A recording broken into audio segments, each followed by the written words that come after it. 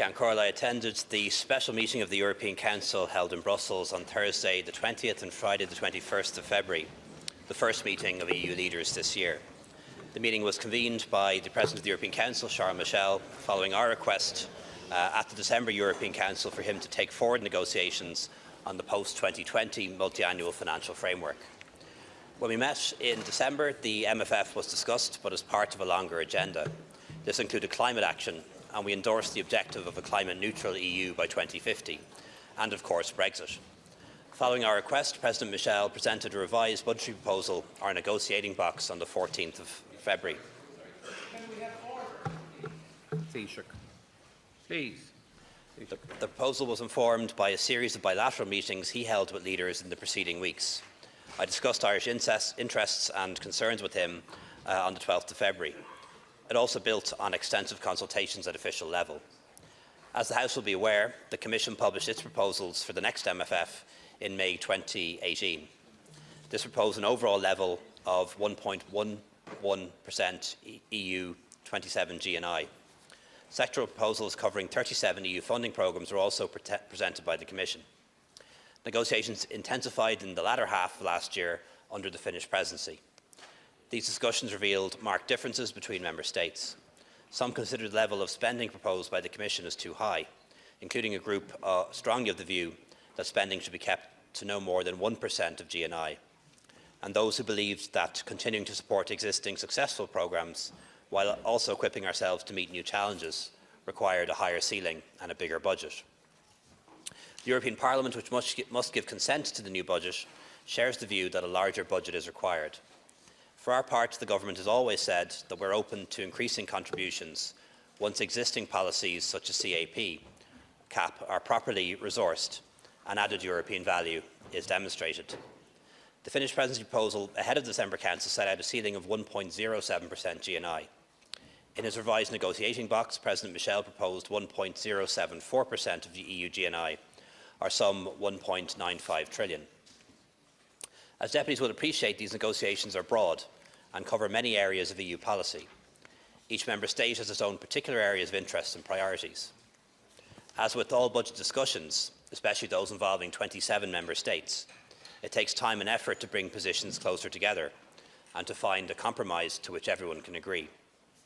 The negotiating box sets out the proposed funding across 7 major headings. These include the single market, innovation and digital, cohesion values, natural resources and environment, including CAP, neighbourhood and the world. Reflecting the importance of tackling climate change, the budget aims to mainstream climate action to achieve an overall target of at least 25% of expenditure having a climate focus. A new Just Transition Fund is proposed to deal with the social and economic consequences of far-reaching climate action and achieving climate neutrality by 2050. The fund will be open to all members, and I welcome the inclusion of the Irish Midlands and other peatlands within its scope. President Michel also aims to increase the capital available to the European Investment Bank to mobilise up to €500 billion of additional investment for climate change, green energy and other actions. There is also a strong Peace Plus allocation, which will deliver a significant and much-needed cross-border programme.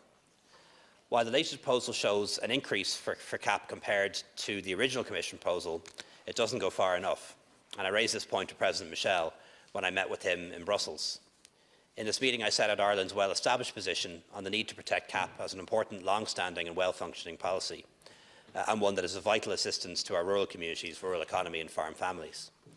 I also set out the many challenges facing our farm sector, including Brexit and pressures and prices in the beef sector, and expressed my strong view that we cannot ask farmers to do more when it comes to climate, sustainability, animal welfare and food security, and accept less funding at the same time. I was unambiguous that this position has widespread support in Ireland across all parties. For his part, President Michel has on many occasions expressed the view that as a result of the departure of the United Kingdom, a significant net contributor to the budget, there is a gap in EU funding that has to be filled. As a result, Member States can expect to contribute more while receiving less. Reaching agreement on such a proposition was always going to be a very difficult task, and so it proved. Those who pay most into the budget have concerns about the overall size of the budget, with others sharing concerns about the possible size of funding cuts to priority programmes. Due to rapid economic growth, our annual contributions have grown significantly in recent years, and the Department of Finance estimates that our gross annual contribution will increase further in the years ahead. Our economic success cannot be decoupled from our membership of the EU, and as a large recipient of EU funding over many years, we got a leg up when we needed it most. As a small trading nation on the periphery of Europe, our economy has also benefited greatly as a full and committed member of the single market, the benefits of which dwarf the amounts being discussed in these negotiations. It's significant that last week's discussion of a new budget comes at a time of change and reflection within the EU.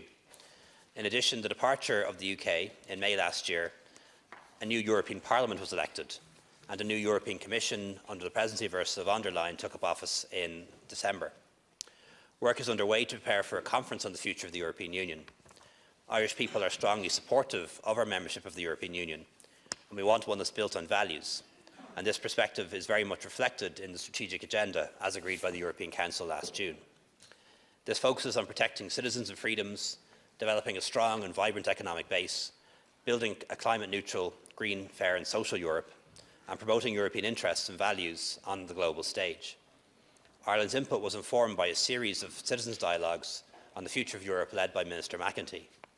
These were significant conversations and were held across the country about what Europe means to our citizens and what they want it to mean in the future.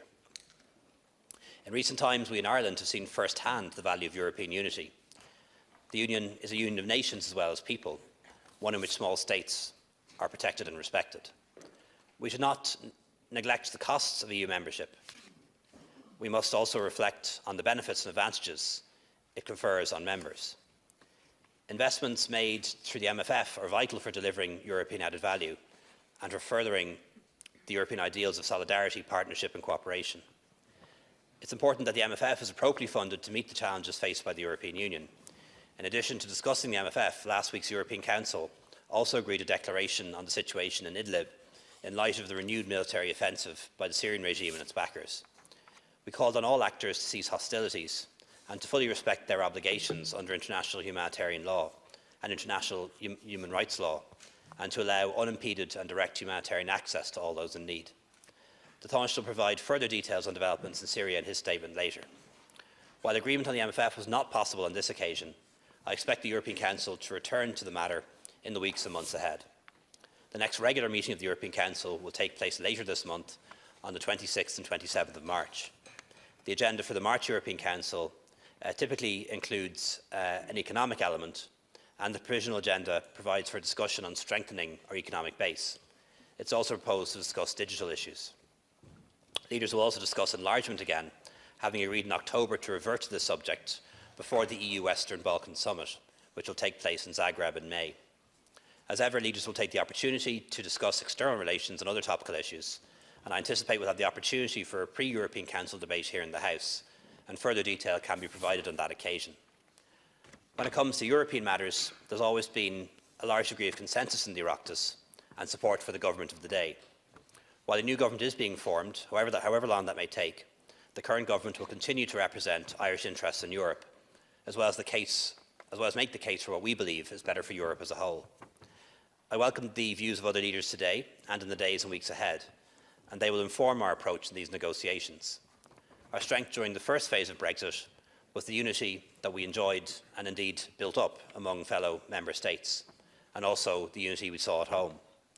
I believe the same approach will be our strength as we begin the second phase of Brexit, and will ensure that the Irish position is strongly articulated in negotiations over the 7-year budget. Thank you.